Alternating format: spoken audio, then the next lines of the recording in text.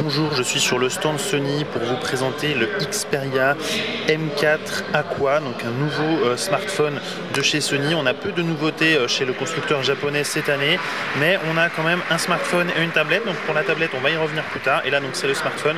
Comme vous en doutez, c'est pas un smartphone haut de gamme, puisque là on est sur la gamme M et non pas la gamme Z, donc pas de Z4. En revanche, on a le droit à un M4. Donc il s'agit d'un smartphone 5 pouces. Comme vous le voyez ici, 720p, donc 1280 par 720 avec rétroéclairage IPS.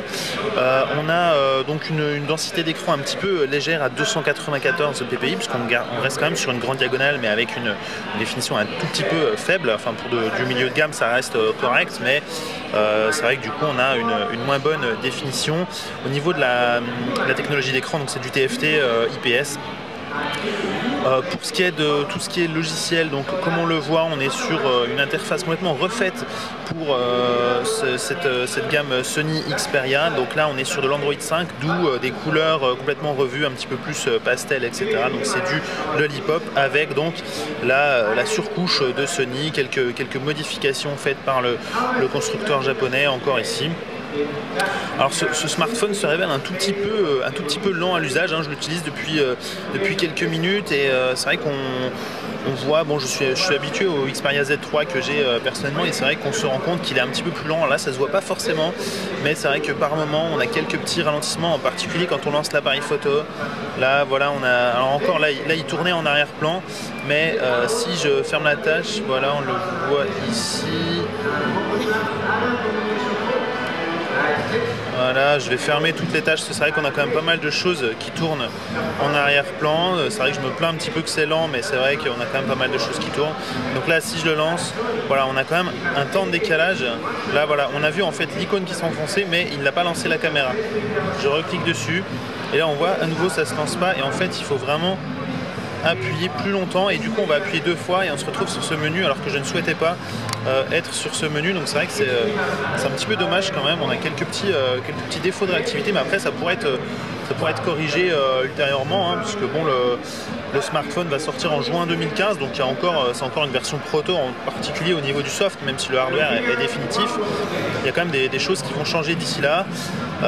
Donc voilà, pour l'instant c'est encore pas parfait, mais selon le prix, ça pourrait être donc un smartphone assez intéressant. On va retrouver donc la plupart des fonctions des hauts de gamme, mais du coup en un peu moins rapide, en un peu moins performant, parce que l'appareil photo, puisqu'on est dessus, c'est du 13 mégapixels, donc c'est quand même un capteur Sony Exmor RS, mais donc moins d'une génération un peu plus ancienne, et donc seulement en 13 mégapixels. Au niveau de la caméra frontale, par contre, ça c'est bien la mode, donc Sony a mis du 5 mégapixels grand angle. Donc à l'arrière, on retrouve évidemment aussi un flash. On retrouve, j'en ai pas parlé encore du design, mais un design quand même assez proche des smartphones Sony qu'on a l'habitude de voir, hein. Donc avec cette face arrière un peu brillante, ça ressemble un petit peu à du plastique. Je pense pas que ça soit du métal sur ce smartphone. Ici, sur le côté, on a pareil un plastique en imitation métal, mais ça reste quand même bel et bien du plastique. On retrouve dans tous les cas le bouton Power ici, le volume, toujours le bouton pour déclencher l'appareil photo, donc ça c'est toujours pratique. Vous pouvez toujours, en maintenant appuyer ce bouton quelques secondes, automatiquement lancer. Alors là, l'option doit être désactivée parce que du coup il le fait pas. Ah si, il le fait, voilà. En fait, il vibre et hop, automatiquement il lance l'appareil photo, donc pas besoin d'appuyer sur Power, de déverrouiller l'écran, etc. Donc ça c'est quand même super pratique au quotidien. Ici on va retrouver l'emplacement pour la carte SIM. À une main c'est pas vraiment évident de l'ouvrir, mais voilà, vous avez ici l'emplacement pour la carte SIM, l'appareil photo 13 mégapixels avec le flash comme j'ai dit. Sur la tranche supérieure, on va retrouver uniquement le bouton power, la sortie audio jack 3.5. Ici, on va retrouver le connecteur micro USB utilisé ici pour un antivol, et donc là le slot pour la carte micro SD. En fait, au niveau donc du stockage, on peut aller jusqu'à 32 Go, mais ça reste extensible par carte micro SD. Donc là-dessus, c'est quand même plutôt sympa. J'ai pas encore parlé du hardware, donc comme je l'ai dit, on est sur du milieu de gamme, donc là-dessus on va être sur du Snapdragon 615, donc ça demeure quand même un octa-core, donc on a 4 corps à 1,5 GHz pour les tâches gourmandes et 4 corps à 1 GHz pour les tâches un petit peu moins demandeuses en performance.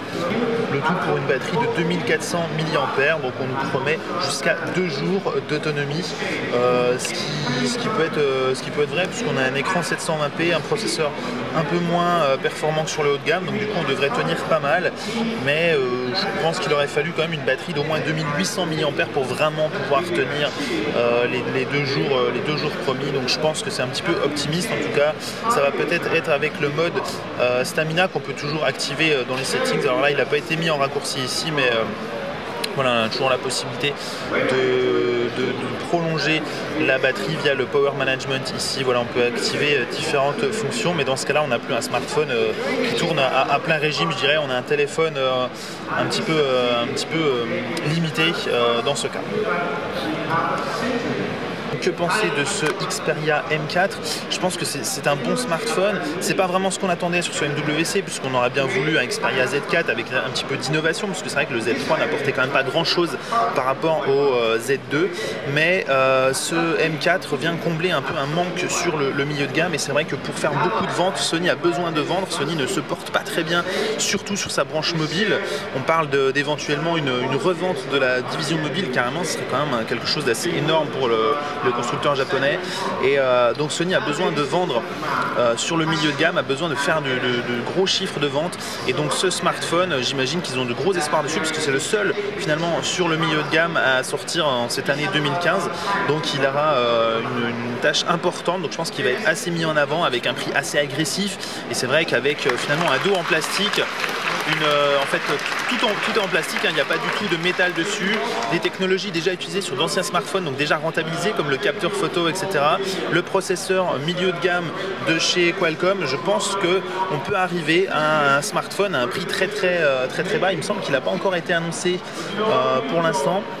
On a juste... Ah si, pardon, le smartphone était annoncé à 299 €, donc je pense qu'il va falloir encore faire un petit effort sur le prix, parce qu'on a quand même pas mal de constructeurs, en particulier chinois, Huawei, etc., qui sont quand même assez agressifs sur cette gamme de prix, avec des smartphones avec déjà des très bonnes finitions dans les 300 €.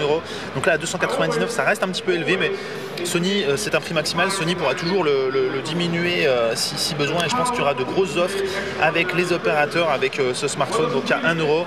Et c'est vrai qu'entre ce smartphone et un Xperia Z3 qui fait quelques pouces de plus finalement, et qui a une finition similaire au final, quand on s'attarde pas vraiment à la qualité des matériaux, ils sont vraiment très proches.